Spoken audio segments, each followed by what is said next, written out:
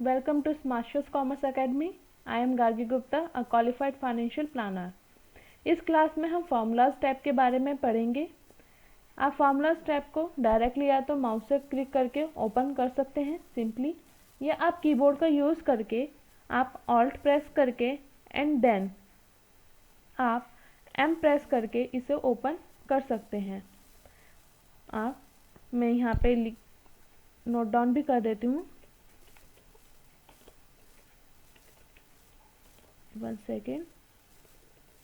आप alt button and M press करके भी फॉर्मूला टैब को ओपन कर सकते हैं। ये हमारी इसकी ओपन करने की शॉर्टकट की है।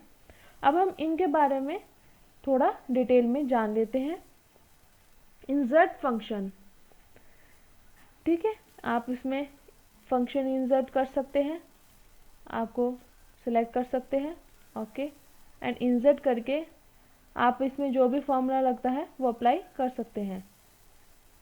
अब हमारा है फंक्शन लाइब्रेरी। आप सभी एक्सेल फार्मूलाज को इस ग्रुप में से एक्सेस कर सकते हैं। मतलब जैसे ऑटो सम है, इसमें हमारे सम एवरेज आता है। रिसेंटली यूज्ड हमने कौन कौन से किए हैं वो सब हैं।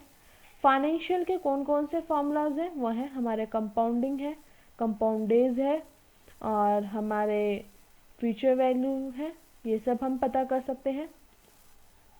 लॉजिकल के हमारे फॉल्स, इफ एरर, ये सब आते हैं। ट्रू पता करना होता है हमें।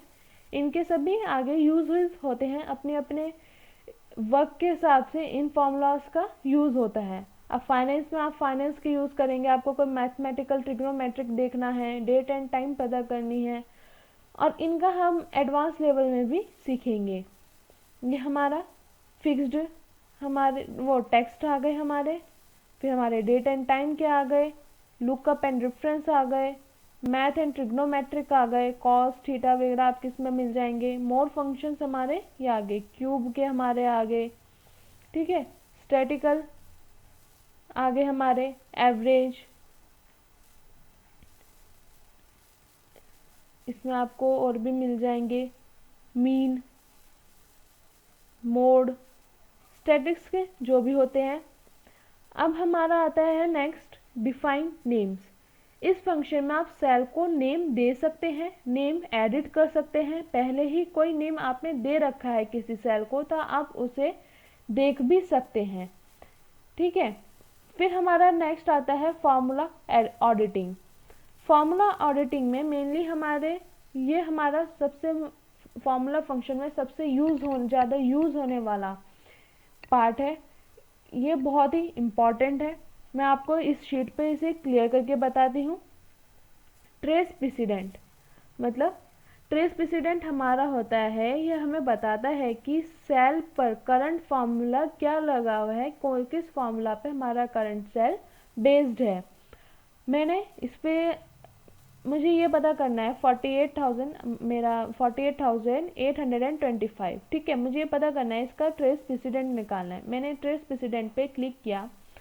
अब हमारे एरर शो हो गए, मतलब कि मैंने ईबीटी और टैक्सेस पे कुछ फार्मूला लगाकर मेरा नेट इनकम वैल्यू आई है। अब मेरे इस पे क्या वैल्यू, मैंने कौन सा फार्मूला लगाया है, अब आप यहाँ पे देख सकते हैं fx के सामने इक्वल टू में हमारा F11 माइनस F12 है। F पे है मेरा 11 पे ईबीटी आ रहा है, F11 हो गया, ये F12 हो गया, इन दोनों को माइनस करके मेरा ये वैल्यू आई है। तो हमें पता चल गया कि ट्रेस प्रेसिडेंट हमारा ये है। हम इसे रिमूव कर सकते हैं एरोस को, रिमूव एरोस पर जाकर। अब मुझे ट्रेस प्रेसिडेंट्स निकालना है, तो मैं ट्रेस प्रेसिडेंट्स निकालती हूँ। मैंने ट्रेस प्रेसिडेंट्स निकाला, एक सेकेंड।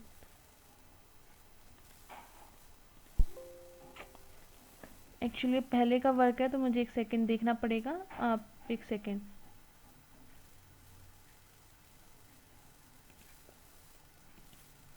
ट्रेस डिपेंडेंट्स में हमारा ये आया, मेरा 20,000 मैंने यहाँ से लिया है SG एंड A से, तो मेरा ये 20,000 यहाँ से डिपेंडेंट है, इस पे डिपेंड है। मतलब ट्रेस डिपेंडेंट से हमें पता चलता है कि सेलेक्टेड सेल का किन किन रोज पे हमारा अफेक्ट हुआ है।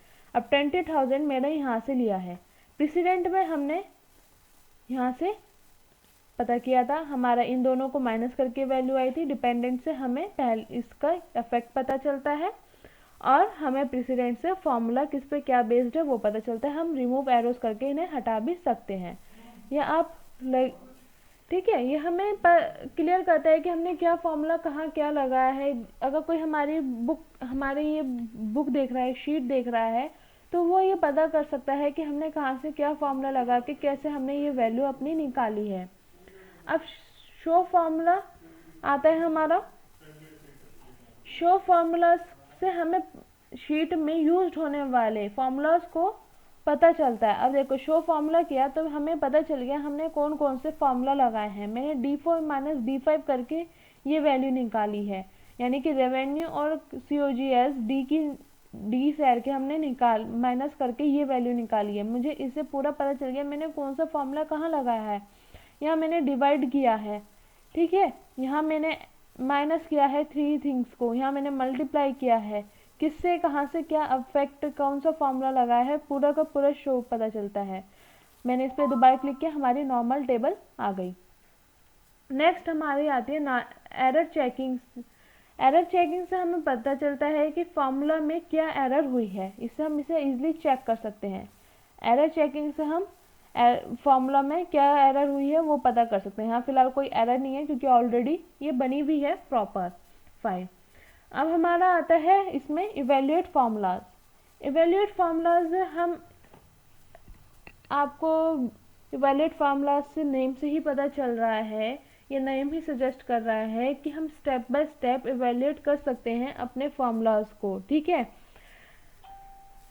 तो ये हमारा सबसे ज़्यादा यूज़ होने वाला फार्मूला टैब का मोस्ट यूज्ड फंक्शन है, इसलिए मैंने आपको इसे क्लियरली अपनी एक पहले से बनी हुई शीट में दिखाया है। जो मेरा वर्क रहता है उसका मैंने आपको ये शो किया है ताकि आपको क्लियर हो जाए।